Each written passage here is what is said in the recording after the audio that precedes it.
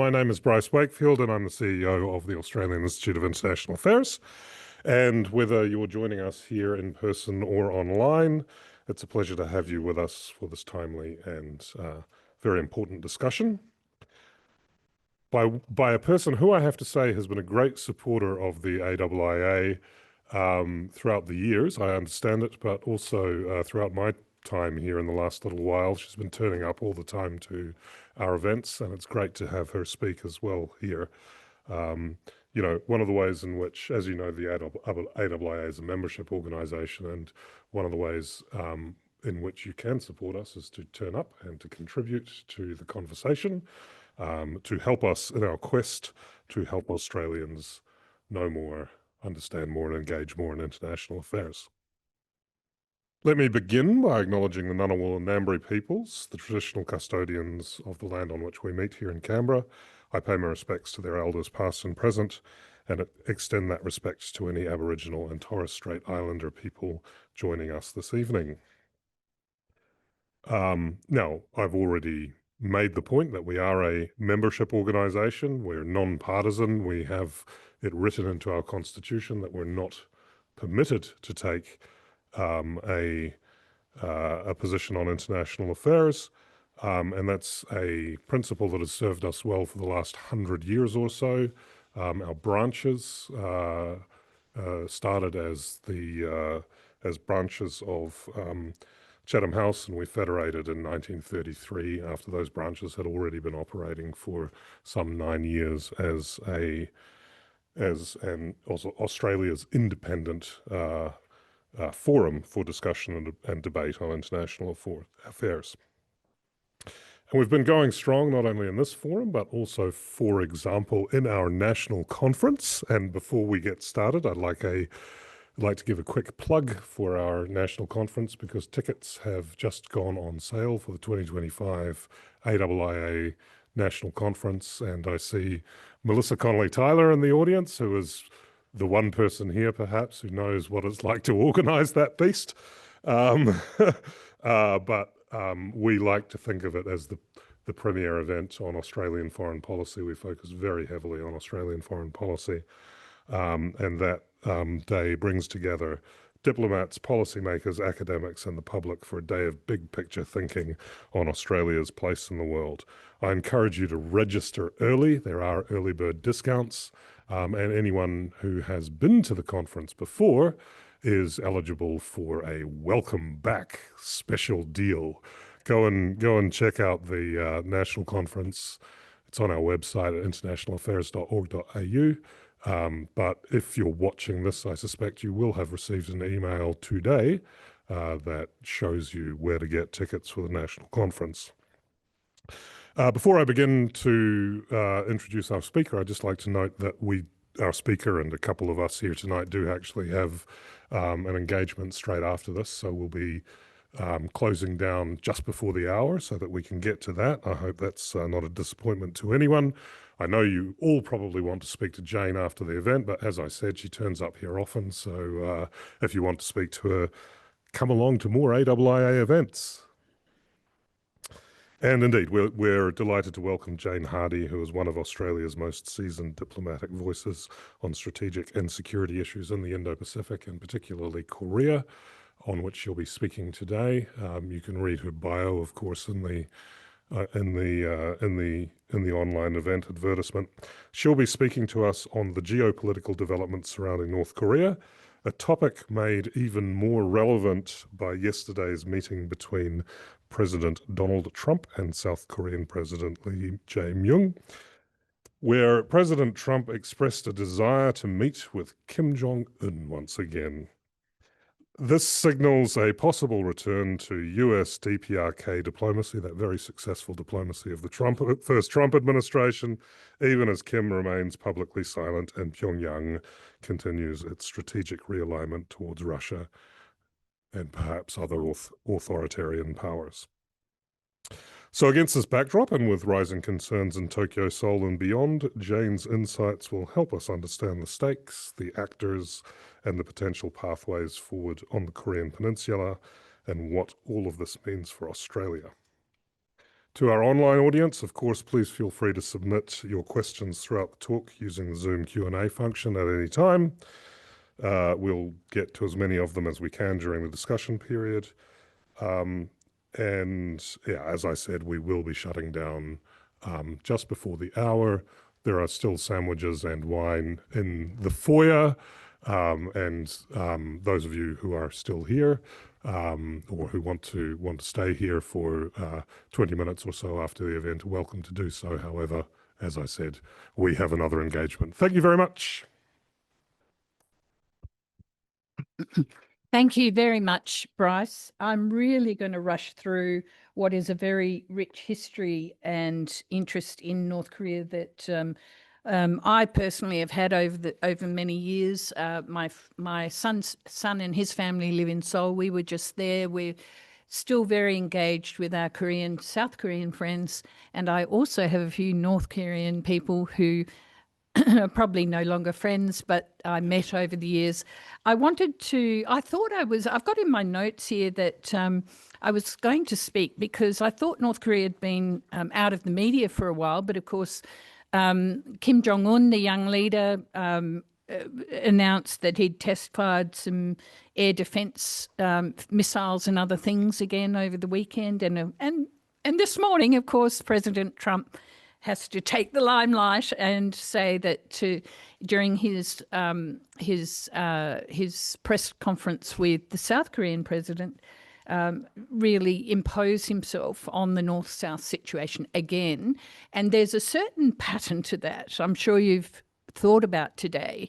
You know, there are tariffs, there's trade, there's North-South relations, there's denuclearisation, although he didn't mention that today. Mr. Trump, for 30 years, has wanted denuclearisation. This is a very serious part of his background, surprising as that may be.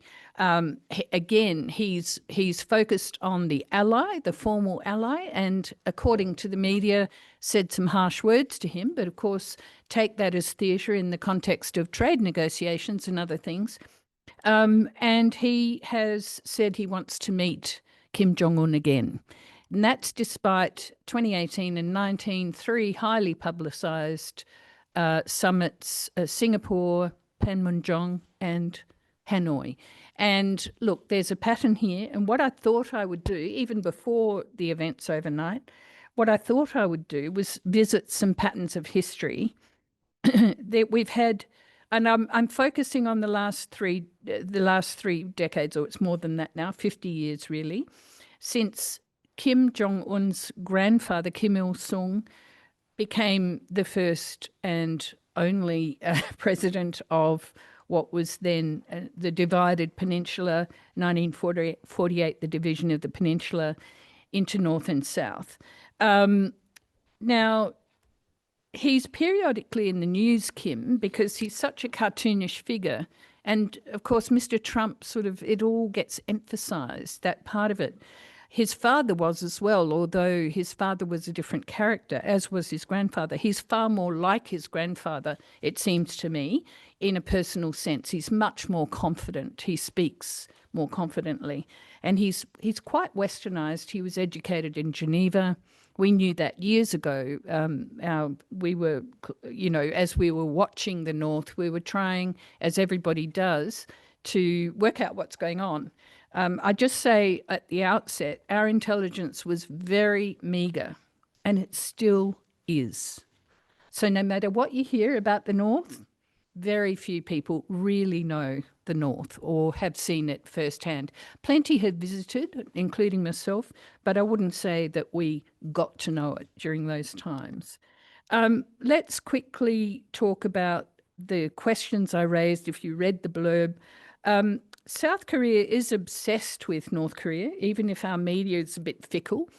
Today's news really is Iran. Who knows what it's going to be tomorrow. But already there's not much coverage of this quite significant press conference that President Trump and President Yi had in Washington yesterday. But South Korea is obsessed and knowledgeable.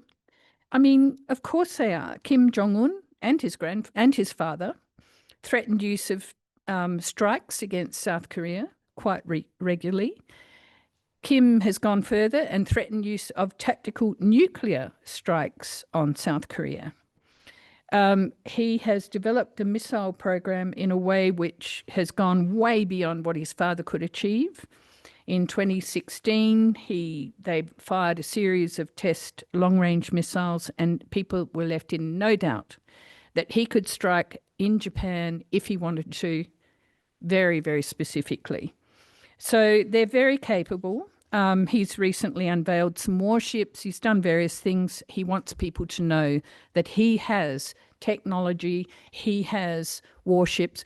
But again, I say, compared to the South, it's a very meagre conventional force, and therefore he's relied on his asymmetric nuclear weapons now, as his father came to do, for quite a long time. But even in Seoul, I mean, my daughter-in-law aside, she's Korean, I detected, and I met with some experts there, and our ambassador, Jeff Robinson, who's a terrific expert on Korea. It's his third posting there. But I detected some antipathy towards the North Korea story. You know, they're kind of obsessed, but the younger generation are not the least bit interested. This started when I was in Seoul. Sunshine policy, a huge amount of aid went to North Korea. The funneling of funds and goods to North Korea seemed to know no bounds.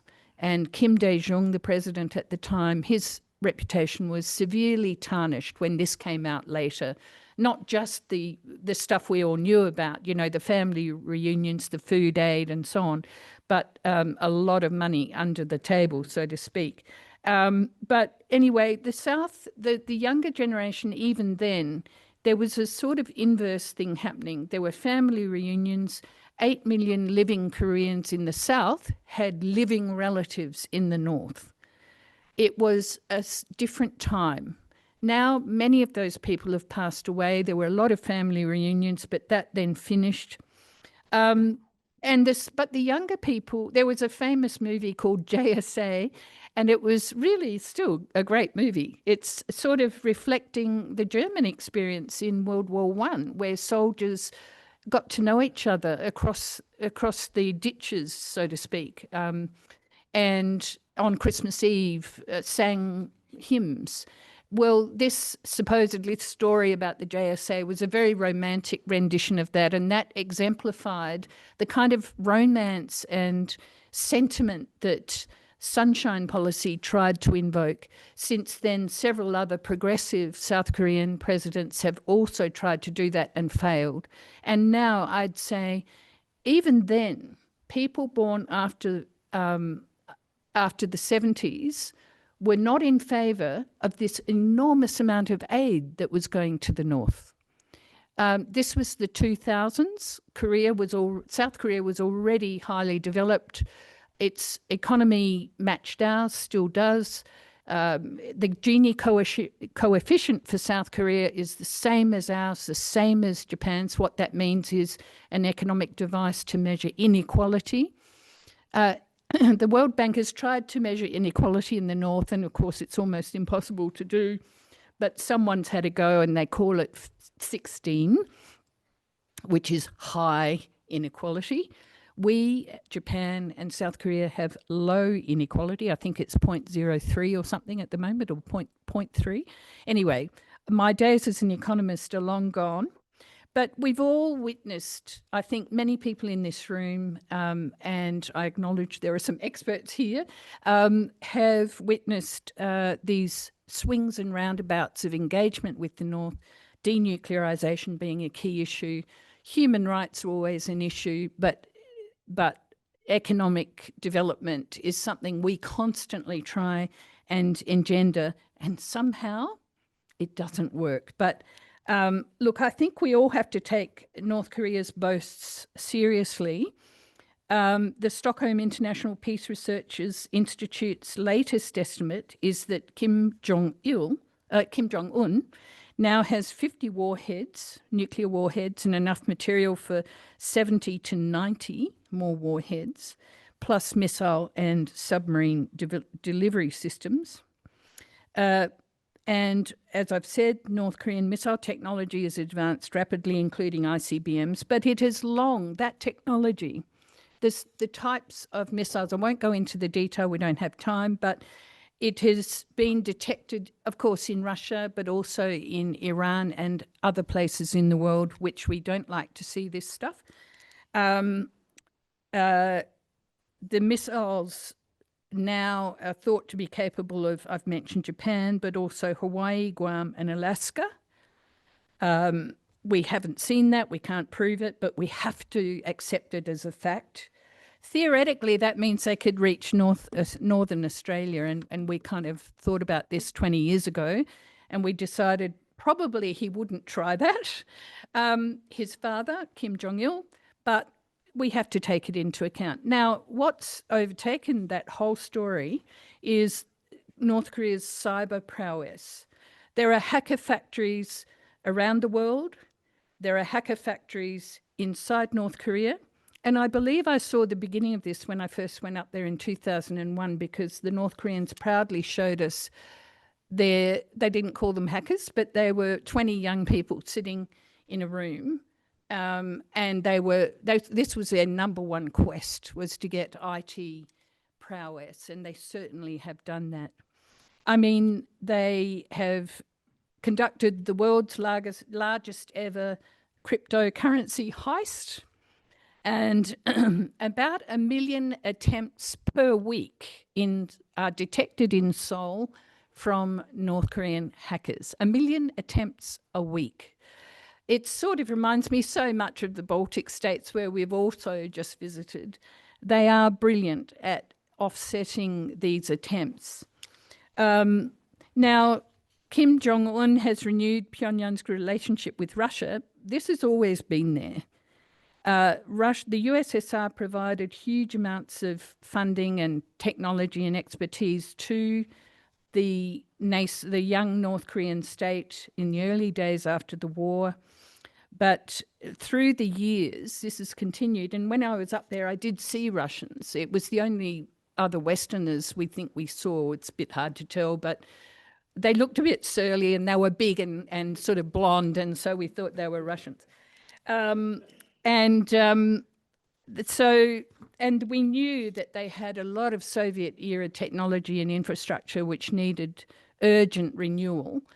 And then the Russians were trying to help them do that, but Russia wasn't willing to pay for that. But apparently now Putin is willing to, because North Korea is providing him with some very important aid in the form of 11,000 troops, supposedly, on the Ukraine front lines. Russian-era artillery this seems to have probably regenerated all of that Soviet-era manufacturing that North Korea has possessed for all these years. So now I mentioned the waxing and waning of relationships north to south. North Korea and China is another one. North Korea and the US is another one, and other Western allies, including ourselves. And what have we done all this time? What have we learnt, and what were our experiences? And can we predict the future? I mean, this goes back to his grandfather, Kim Il-sung, in early 1992. We've always tried to convince North Korea, convince Pyongyang that their impoverished country, still is, and its strategic isolation. It is, but with this Russia angle, perhaps not as much so, that their interests were best served by engagement with all of us, the rest of the world, economic advancement through trade and economic and commerce. We develop that way, and you will develop that way. I must say, I have an economics degree, but actually there's a lot of deterministic thinking in the way economics is explained in Western countries. And of course, we urged them to do peace negotiations with the South. When I was making trips to North Korea, it was Kim Dae-jung's sunshine policy, as I mentioned. When I came back, Ashton Calvert put me on the career desk. So various friends, I see some in the audience tonight, were in my team, and we had the North Koreans in Canberra for 6 years. I covered 3 of those years, the first 3 years. That was pretty hard. Someone called Mr. Kim would ring me every morning on a landline, of course, and I wouldn't know which Mr. Kim it was. There were several. But we had the Pongsu heroin ship, and that was very dramatic. And I would spend hours on the phone to, I think it was Barwon Jail or Detention Centre in Victoria, where the crew and captain were kept for more than a year. It was about 18 months in the end, I think. But it taught me a lot about the reality of the lives of some of these people. And these were you know, the governor of the detention centre said they were, or jail, let's call it, they were model prisoners. They worked hard. They loved the food. They got up and they got up early and did their exercises, and they ended up doing the grounds, the gardening. And he loved them, and they loved him, apparently. Anyway, we eventually deported them, and there are some funny stories about that. They were there while the Pongsu ship was held in a dry dock in Sydney Harbour at a massive cost to the Australian taxpayer. The AFP were handling all that. The AFP came to my office a lot. But the North Korean embassy, the only thing they were interested in was the fact that there were 10 staterooms on this little decrepit ship. And in each stateroom, there were 2 portraits. So there were 20, but there was an extra 2, 22. Funny, I saw them, funny little sort of Roneoed colour portraits of the eternal leader, the dead grandfather, and the dear leader, the current leader, then Kim Jong-un. And they each had a stamp on them. They were registered documents, official documents. And the only thing they were concerned about was they couldn't get 2 documents back. And eventually the AFP went aboard the Pongsu after the trial was over, evidence taken. By the way, people were convicted, but that was the ground crew apparently, allegedly accepting the heroin, not the North Koreans. So the North Koreans all went home. But we got the 2 extra portraits, which are very interesting to look at. And I saw plenty of this Kim narrative in North Korea. And my mate, you know, Inspector Frank, he came to my office here in DFAT, and we ceremoniously handed these over to the ambassador. It's a strange but typical interaction with the North Koreans. So what drives the Kim regimes? I've talked about the difference in their sizes and economies. Just to put it into perspective, North Korea now has 26.5 million people, about half the South size, and that's always been the case.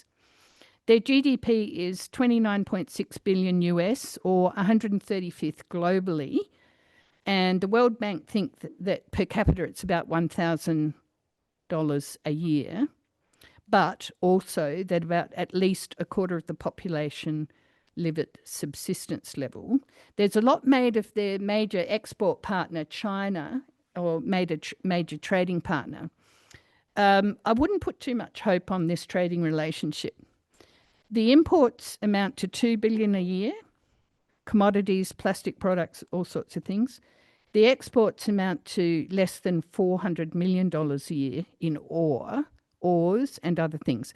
Now, those numbers are tiny by world standards, and certainly for a population the same size as Australia's. South Korea has 52 million. It's the 14th largest global economy, has been for many years. GDP is 2.23 trillion. Per capita, it's about US 43,000 per person. That's not to be sniffed at. That's a developed, middle-class, wealthy economy. And its Gini coefficient, as I say, is the same as Australia's and Japan's. It also has China as its main export partner. Now, compared to the North's trade with China, it's, I have to quickly work out the maths, 2 billion compared to $162 billion per year in exports to China, about 20% of its exports. Its imports are about $50 billion worth. The US is its second largest trading partner at about 16% of its exports and imports. It also has diversified. It has a lot of trade in Southeast Asia and Europe. I talked about the Kim mythology. This can't be overstated, and I think it should be understood. Kim Il-sung, the grandfather, was a charismatic, lovely figure. I have some terrific photographs of him, which I couldn't show tonight, perhaps another time.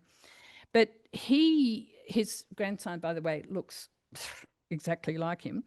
The foundational myth is that he was a heroic fighter against Japanese occupation, and that he was close to Russia, never close to China, close to Russia. And of course, the USSR then helped.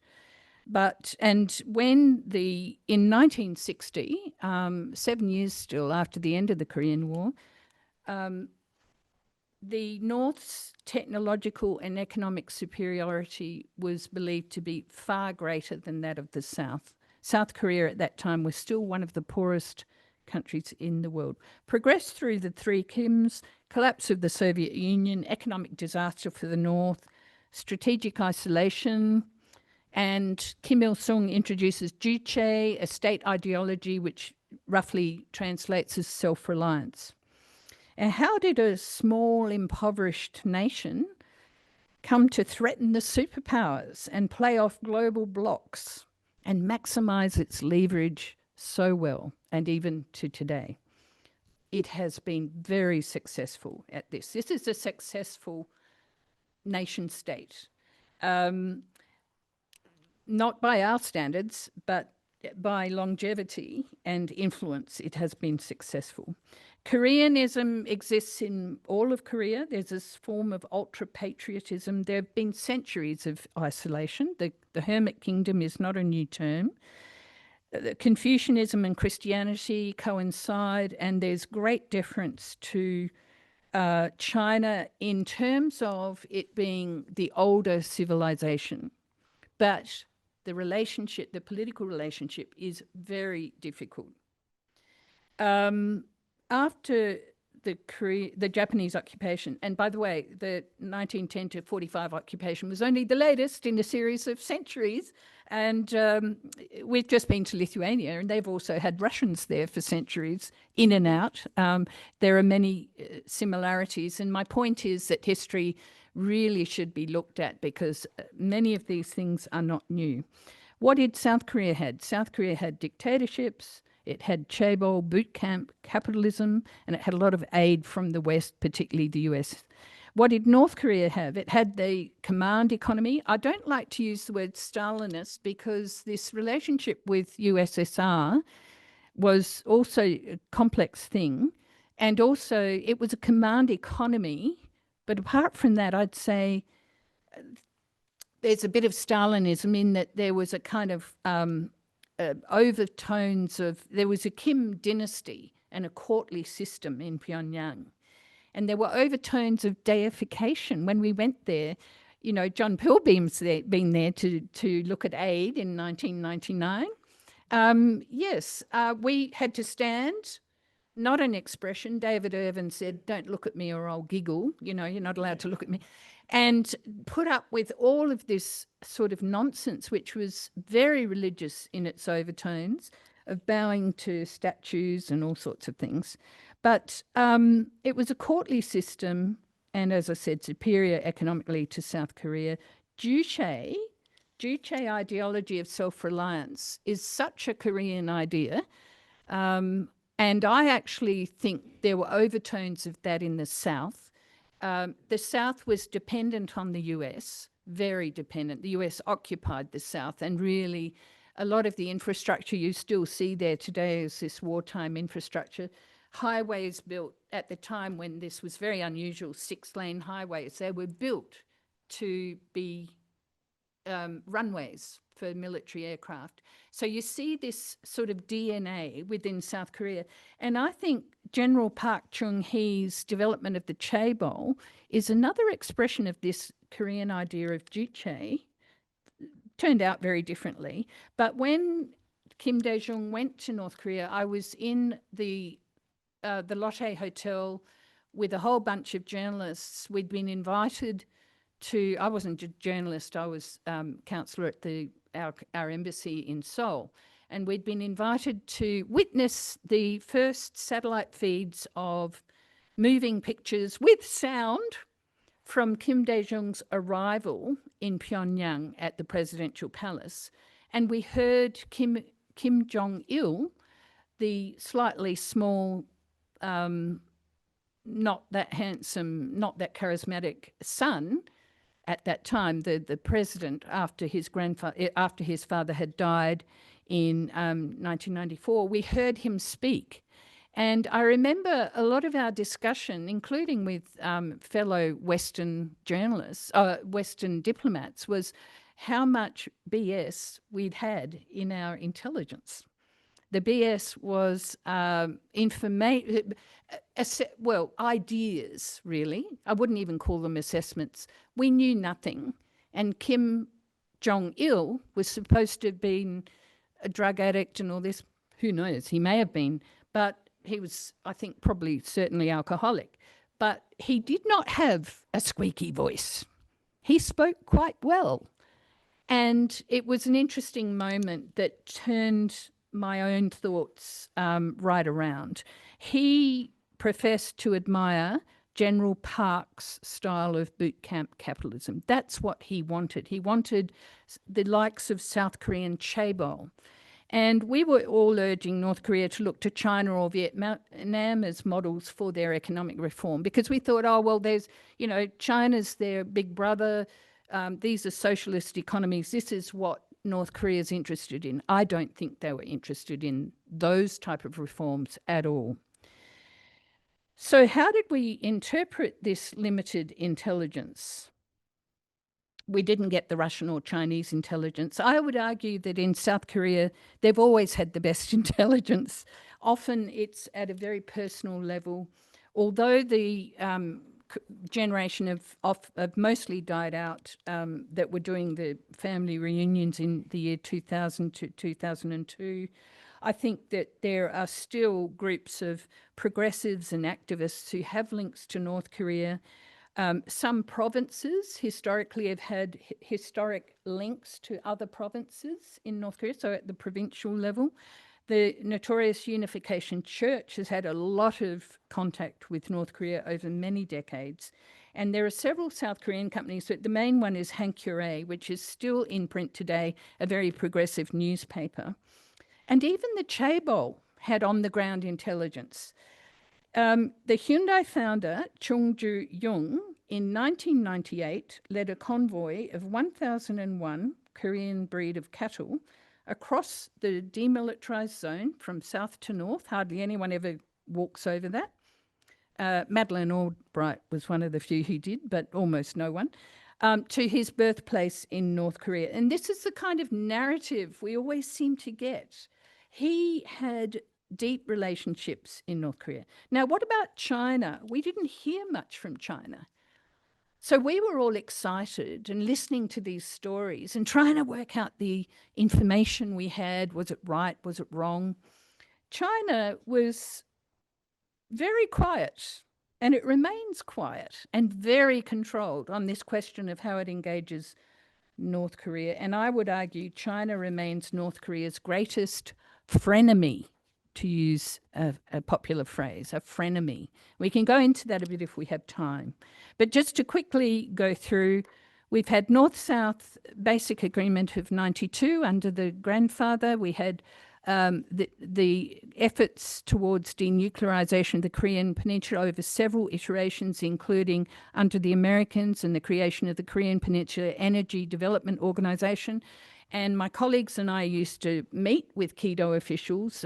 They'd go up and down to a site where they were developing light water reactors in an attempt to wean North Korea off a a nuclear weapons, highly enriched uranium program, so that they could not argue that they needed that for energy. We were all trying. I mean, Australia's contribution was payment for oil shipments while the light water reactors were being developed, and they never eventuated. These patterns, that Keto was cancelled, you know, the North-South, I would argue that, in fact, Sunshine Policy came to an end as early as 2002, and I was witness to a lot of anguish over the fact that the Korean energy electricity provider, KEPCO, had gone up to the north under Kim Dae-jung's largesse to survey the decrepit North Korean electricity grid in an effort to work out how to rebuild it. I mean, the South was prepared to completely rebuild it. The Hermit Kingdom got very nervous, kicked them out, called them all sorts of names, and after that, Sunshine Policy was really a very weak version of its former self. But the money kept flowing, of course. I mean, the other thing, as we've mentioned, is that Western journalists and experts are quite regularly invited for Pyongyang junkets to observe firsthand, supposedly, the wonders of Juche or the latest Potemkin tourist village. And they serve to amplify positive and negative stories about North Korea. And we all that's all we have in a way. So we love it. We love those kind of stories, and we read them. But meanwhile, Beijing is enigmatically quiet or very, very careful about how it engages. We know now it used economic coercion. It withheld energy and other aid and stopped trade at times when Kim, the father, and the current Kim accelerated their provocations, particularly nuclear. And they also then moved to engage Kim quickly at times, and this is quite marked, and there are some great scholars on this, to whenever Kim Jong-un turned to Russia, so before Putin came, the Chinese seniors went up to Pyongyang quickly, or when he turned to the US. So we tried to induce Kim's father, Kim Jong-il, as we saw his attempts to build a nuclear weapons deterrent. All of these things, the US DPRK agreed framework, KEDO, the light water reactors, oil and food aid, diplomacy, the reinstatement of our own bilateral relationship with North Korea in support of Sunshine Policy, multi-party efforts such as the six-party talks, which some here will be very familiar with. This was a heroic effort very much led by the US with China, Russia, Japan. Now think about those. Japan is the arch nemesis of the Korean Peninsula. Russia and China together in one room at that time. Not easy. It's changed since then. And then North and South Korea. And this went on haltingly for a couple of years, but then completely blew up. And it blew up because a number of reasons. It didn't go anywhere. So there was an abrupt halt, as I say, to Sunshine Policy. Pyongyang started demanding inordinate compensation from South Korea for the supposed loss of electricity since the Korean War, which was a ridiculous argument. It started restricting, and this was even with their dearest friend in the South, Kim Dae-jung, still in power. But in October 2002, we mustn't forget, North Korea admitted to its clandestine nuclear weapons program. Now, soon after that, 2003, I was privileged to be tapped by my then boss, Murray McLean, a great diplomat also. Alice Court came from our embassy in Beijing, and we bravely went to North Korea in the winter, and we were the first Western delegation into North Korea since the declaration and the disclosure of their reprocessing and their program. And that was a fool's errand, really. But we started to look, we saw a little bit more at North. So each time we would demand two things. One is to see one of our own aid programs or things that we were supporting, and the other is to visit another site outside of Pyongyang. And they did take us to these places, but it only reinforced our perceptions of the North as so backward. I mean, October, November, and then in January, I remember seeing people, and North Koreans were much skinnier and smaller than South Koreans then, and probably still are, working on a dam site with their bare hands and doing road laying by hand in freezing conditions with canvas shoes. I mean, these people suffer immensely.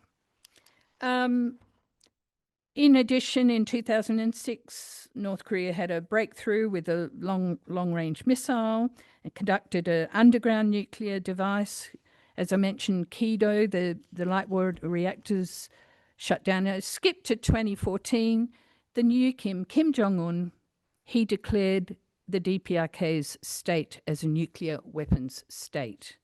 And ever since then, he has wanted the US and anyone else to acknowledge North Korea as a nuclear weapons state. And those of you who know the Nuclear Non-Proliferation Treaty, you know, of many decades standing, which has, in my view, prevented proliferation, this is a significant change. It's hard to explain, so I won't take time on that now.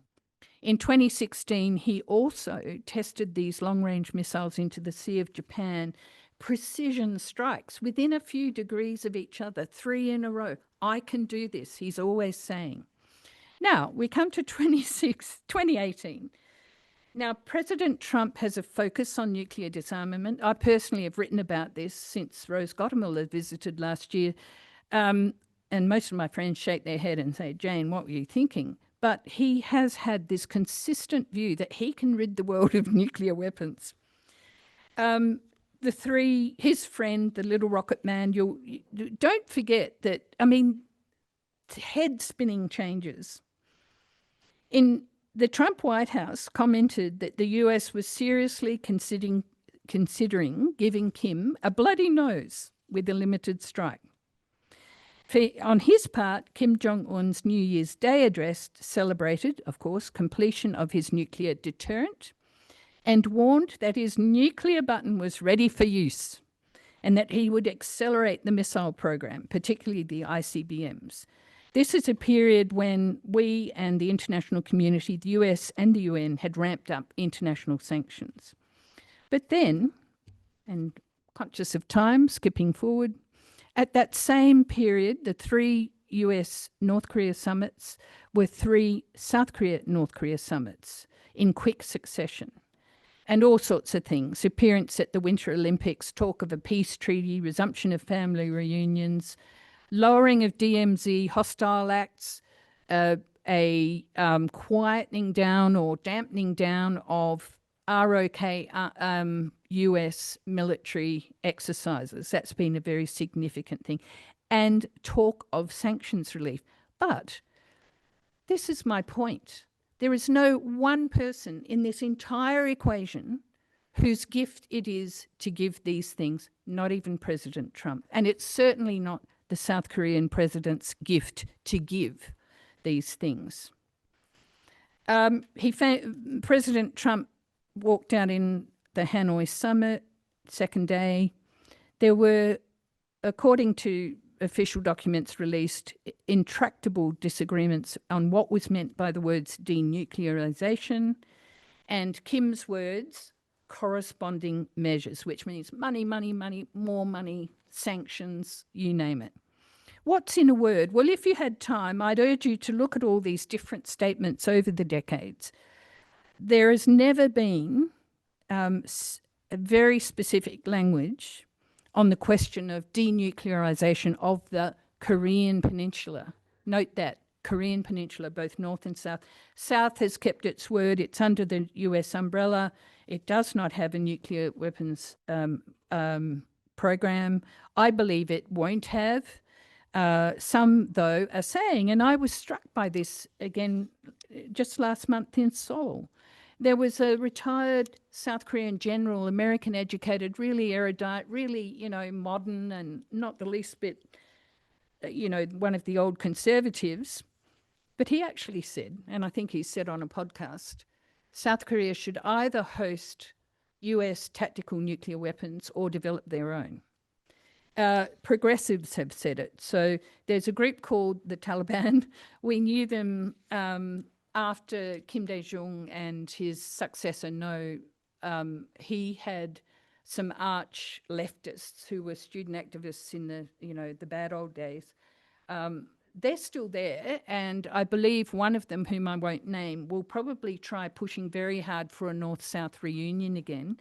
And if he fails, President Lee will probably have an ability to just distance himself from it. There was a bit of speculation in the media last night that Lee had urged Trump to meet with Kim again, but I just don't know the truth of that. I haven't seen the full interview.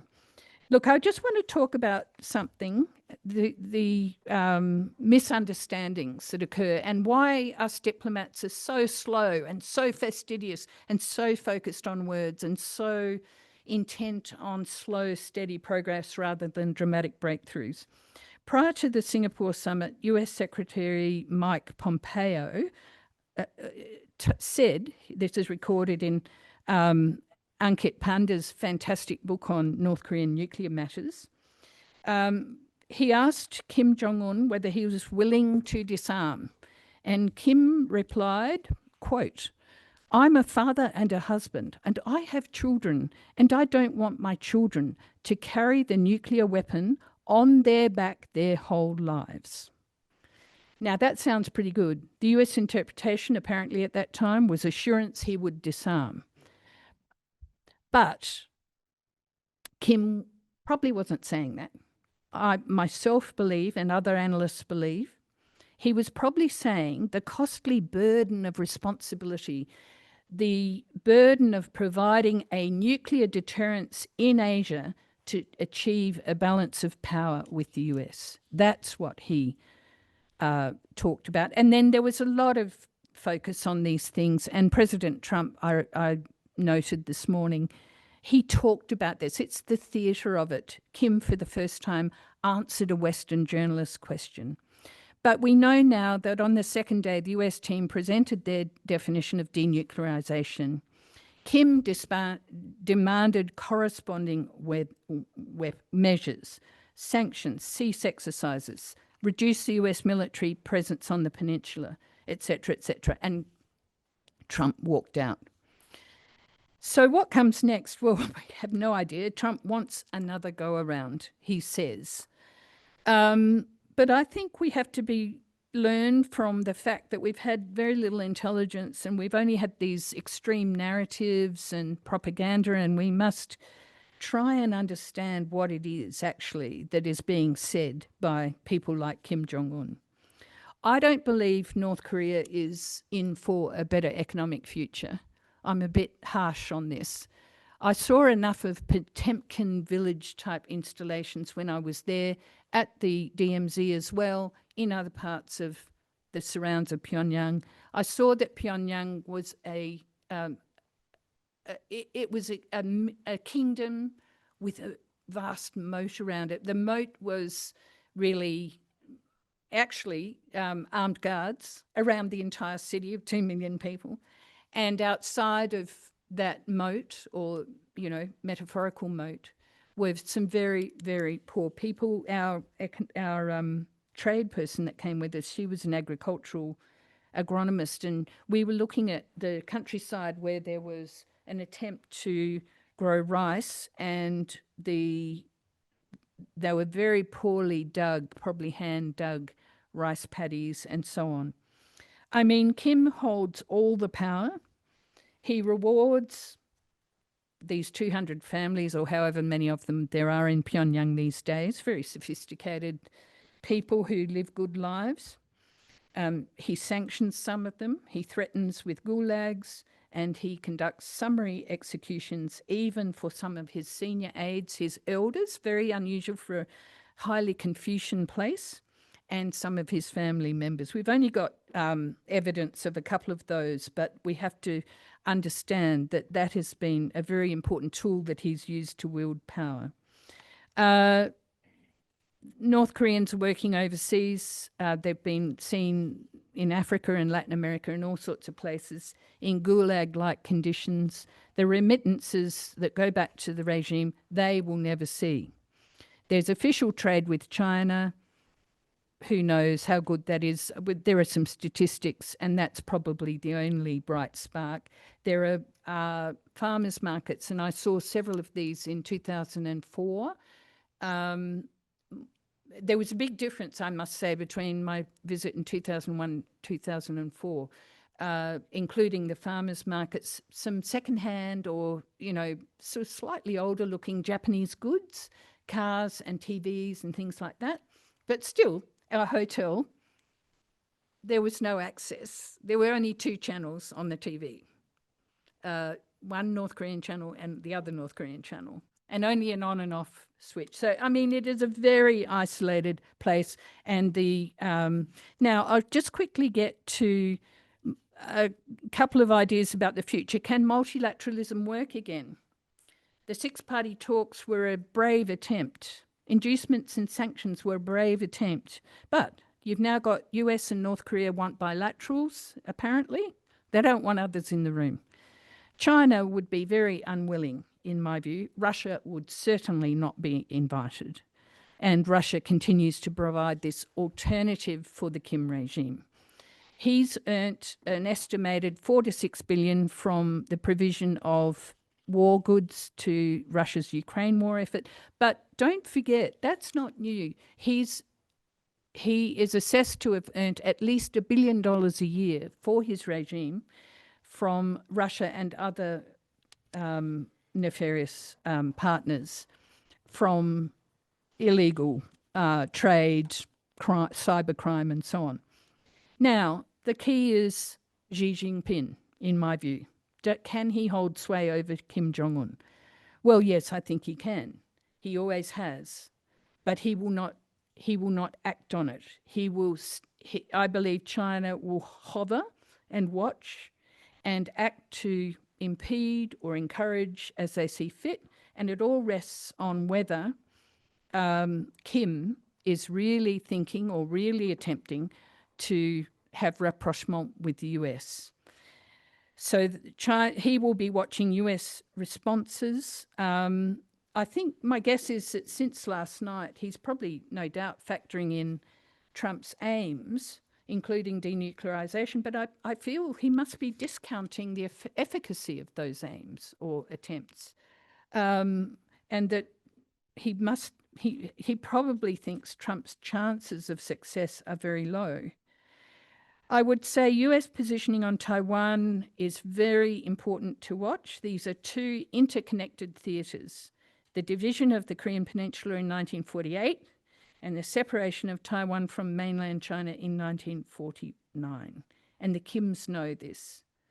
They understand this is push and pull between the 2 great powers now, China and the US. And they have brilliantly maximised their regime's longevity and security against this backdrop for 50 years.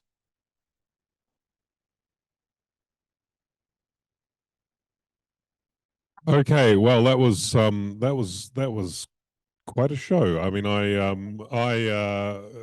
some of you might know that I spent a former academic career focused on East Asia, Japan, but you can't do Japan without looking at Korea.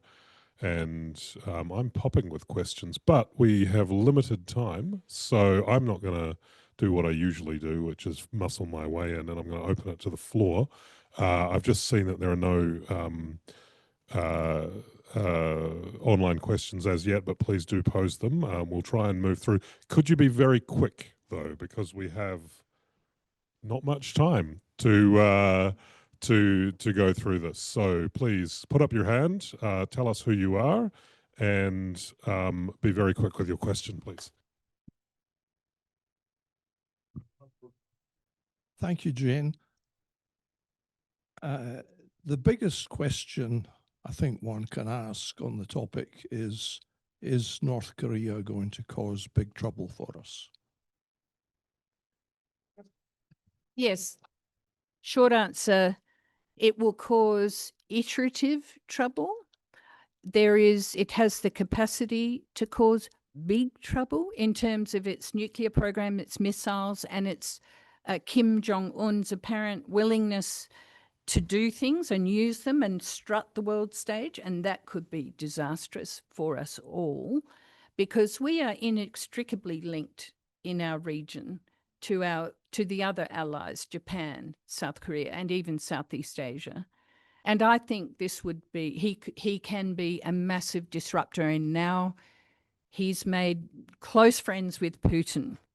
And I think there is the probability, we have to factor it in, but I think it's going to be more of the same. It's going to be iterative. He's going to demonstrate his prowess. There'll be push-pull on relationships with those who can have influence, like China or the US. US, don't know, might have to just weather that one for 3 years. But this is a very long-term game. So I don't believe he'll use his nuclear capability. I think he's quite clever, and he understands that will be disastrous for him. And I actually think the Chinese are the ones that are going to eventually dismantle North Korea's nuclear program. They are the ones capable and willing to do so. But meanwhile, they'll just sit, and it might sit for yet another decade. Thank you so much, Sonja from the German Embassy. Thank you for sharing your immense knowledge. You mentioned the growing friendship even between Kim and Putin.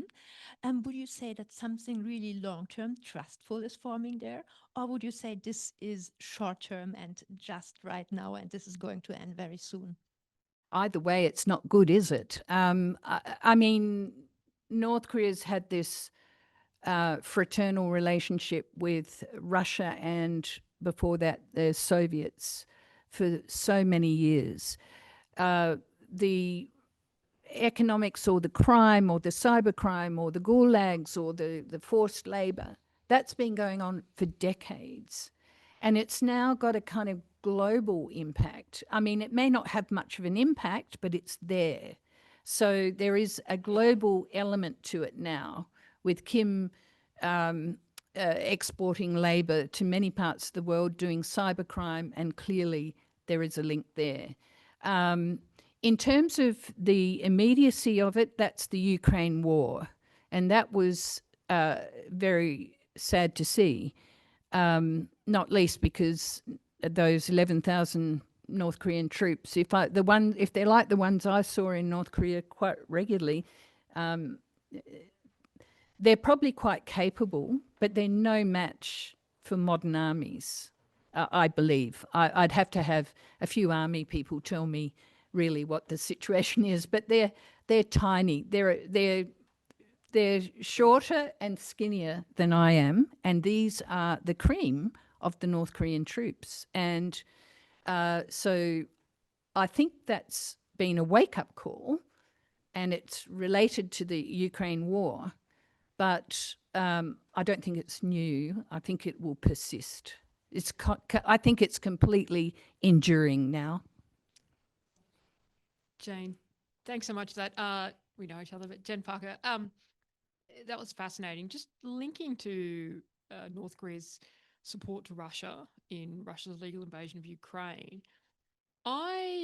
I don't subscribe to the view that Russia and China trust each other or have a special relationship. I think it's transactional. I think it's convenient. I was surprised not to see some sort of response from China, given the size of that North Korean deployment. I would have thought that was adverse to China's security interests. How do you interpret that? Yes, that's very hard to interpret, but that's, of course, the Chinese way, isn't it? Very enigmatic. I wouldn't have been surprised if they had people in North Korea trying to pressure Kim one way or the other. I mean, they don't care. They don't care if Kim sends people overseas to die. But they do care, I think, if Kim becomes a destabilizing influence, getting nuclear and other technology from Russia in exchange. That's the bit they would care about. because they don't want to see a nuclearized Korean Peninsula, either south or north. So I think you're right, it was really hard to read, but my guess is there were people up there, and probably still are, trying to manipulate Kim to stay away from some things. Now, the nuclearization issue is the key one, because that's where Kim has his deterrent power, and it is very real. So the horses bolted on that one. China probably believes it now can't stop him, but it can put pressure on him. Unfortunately, that pressure is mitigated by Putin's friendship and largesse, especially on nuclear technology.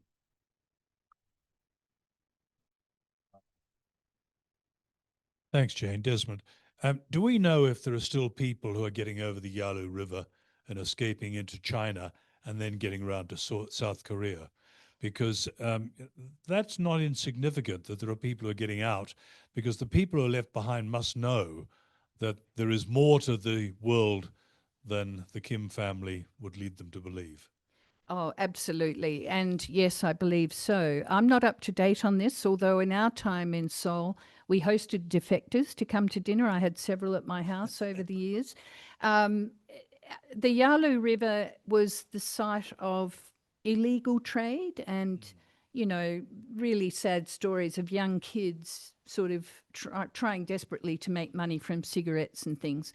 It's now the site of more regulated trade with China, but I believe there are North Koreans still leaving North Korea when they can.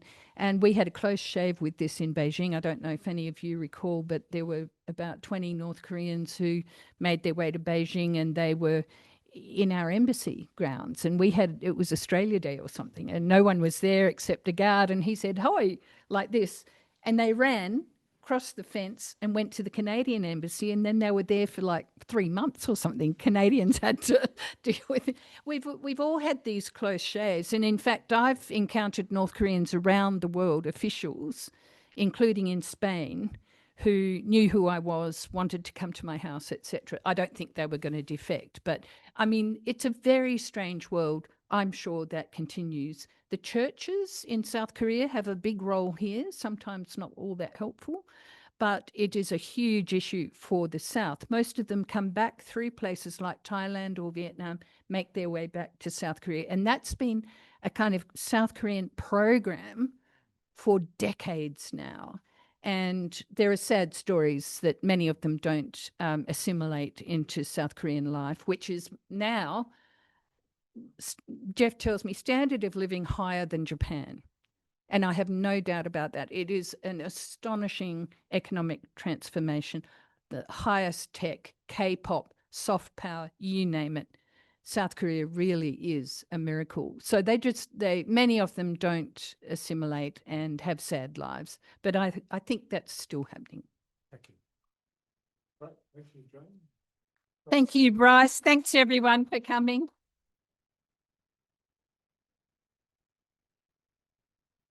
Well, thank you so much.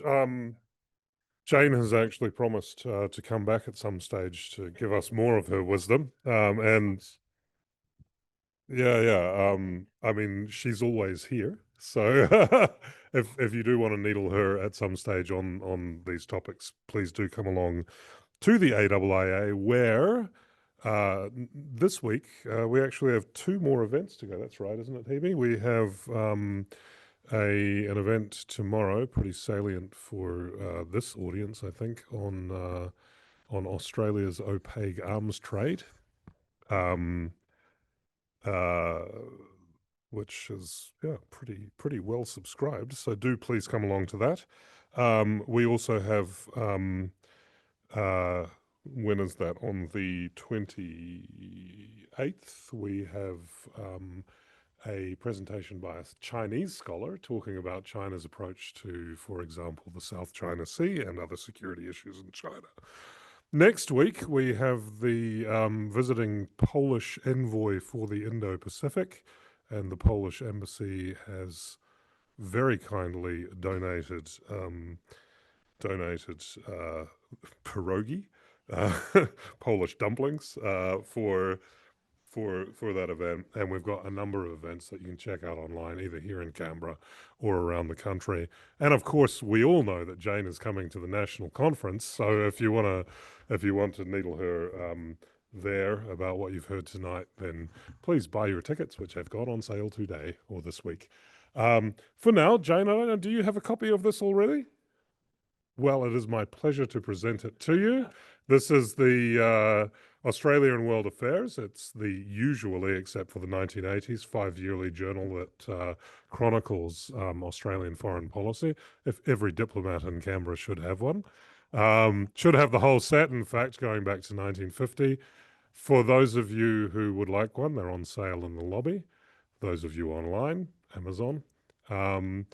But for now, I'd like to thank again Jane for your very, very eloquent talk, and we're going to see each other again very soon. So thank you very much.